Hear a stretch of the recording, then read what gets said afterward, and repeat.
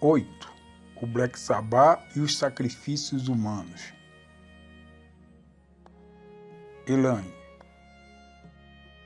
Os sacrifícios humanos é um assunto que pouco ex-satanistas mencionam devido às implicações legais. Eu só o faço porque o Senhor me ordenou. De fato, eles são praticados na Irmandade. Passei grande parte da minha vida em hospitais e salas de cirurgia como consequência da minha persistente recusa em obedecer a Satã nessa área. Terminantemente, eu me recusava a participar dos sacrifícios humanos. Rapidamente atingi uma posição, graças ao meu rápido crescimento no poder, em que poderia determinar o que fazer e o que não fazer. Isso no que diz respeito aos humanos. Sendo a mais poderosa, os outros não podiam tocar-me. Contudo, Satanás e seus demônios podiam disciplinar-me e por diversas vezes torturar-me pela minha recusa em obedecer. Tive câncer 4 vezes, tendo que ser operado e sofrer todos os horrores da quimioterapia. Foi o próprio Satanás quem colocou os tumores no meu corpo como punição pela minha desobediência.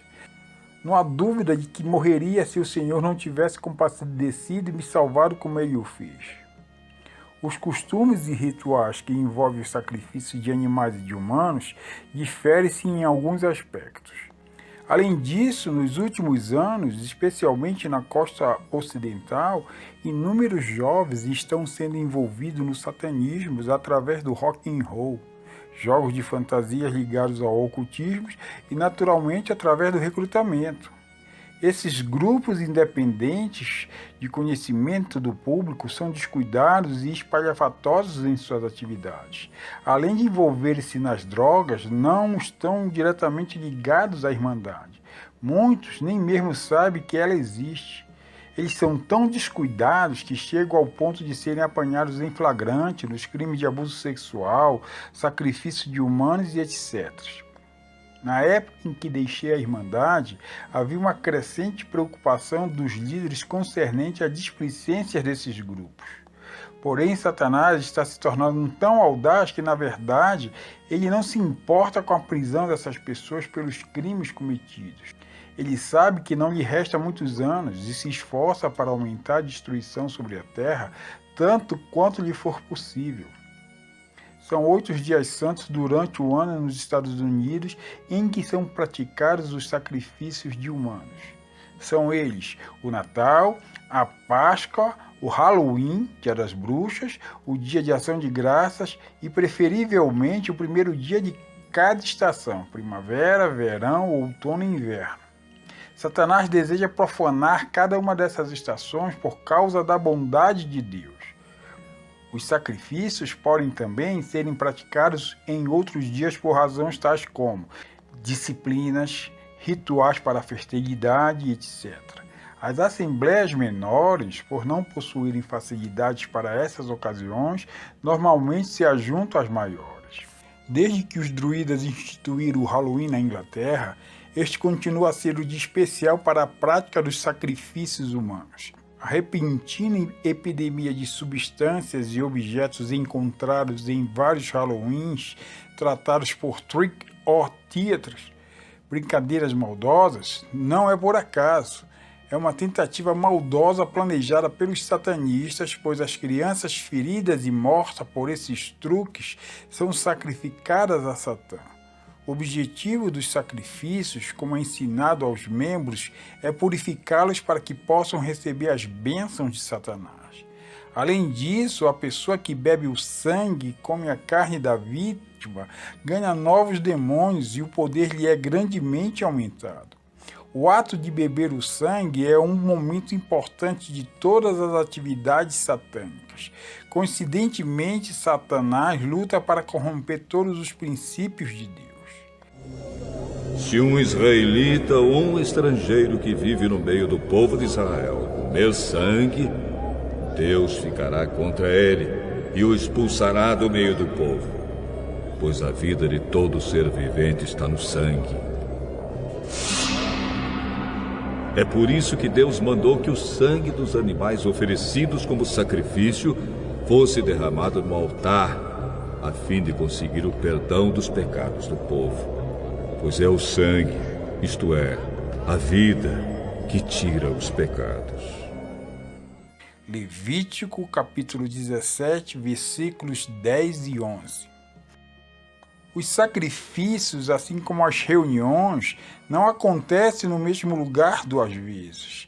Muitos membros só ficam sabendo onde serão realizados poucas horas antes do seu início. Os sacrifícios acontecem sempre nos lugares escondidos e isolados. Nas grandes cidades, isso se torna um problema.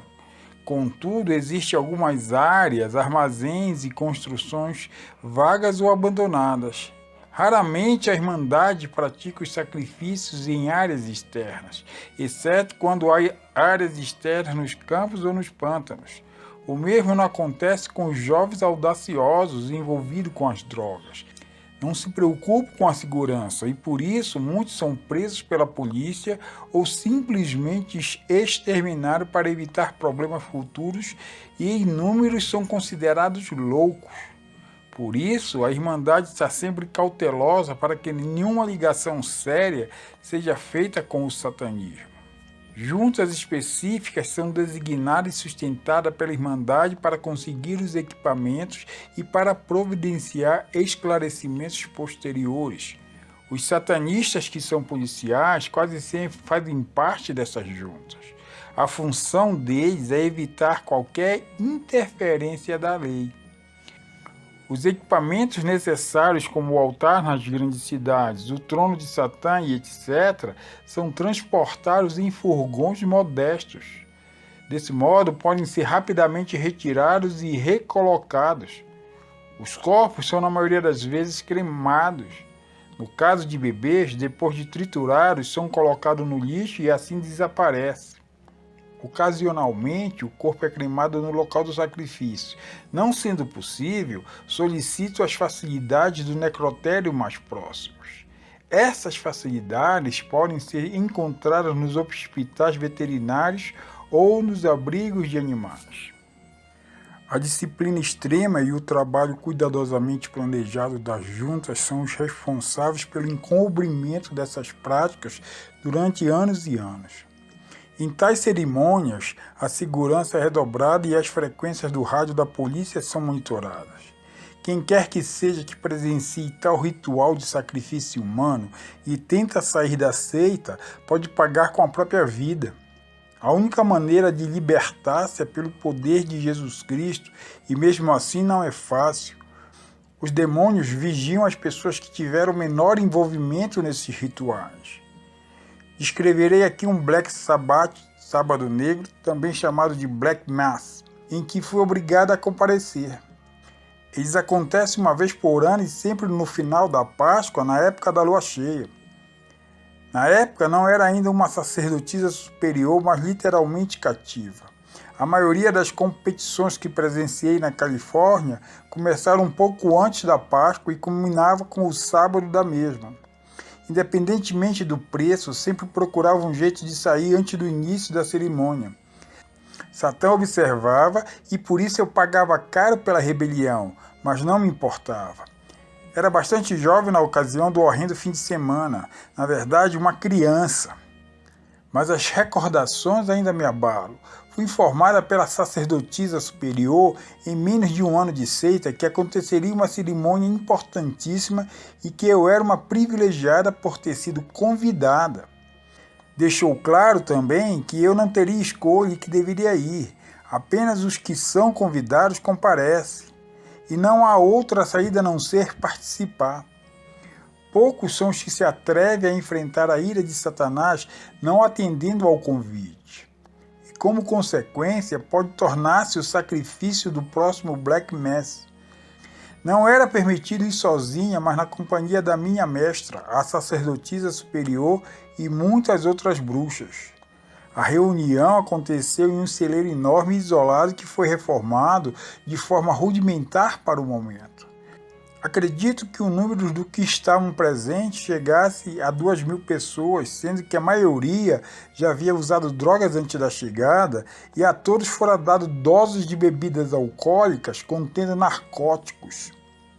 Eu sempre me recusara a tomá-las, porque sabia dos danos que causariam à minha mente. Eram muitas que cobiçavam a minha posição de estar sendo treinada para ser uma sacerdotisa superior.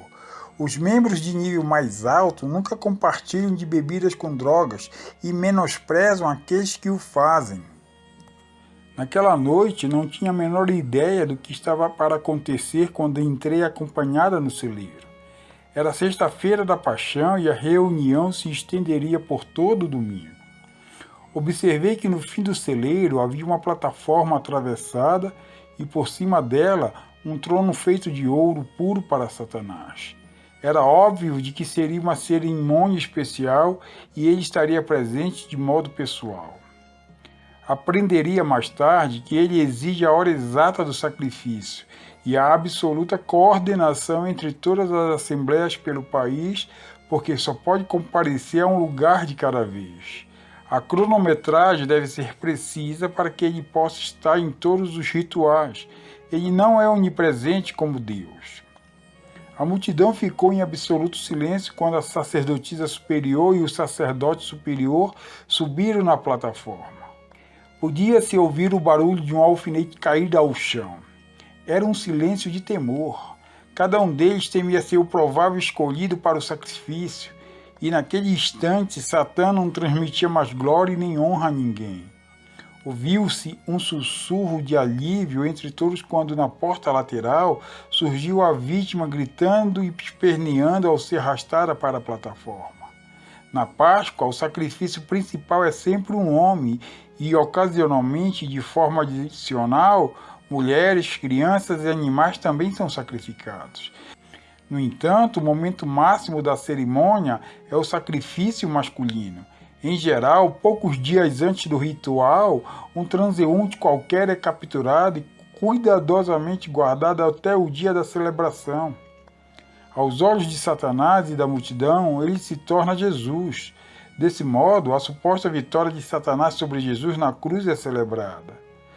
Assisti horrorizada quando uma coroa de espinhos enormes e longos foi enterrada sobre a cabeça do jovem.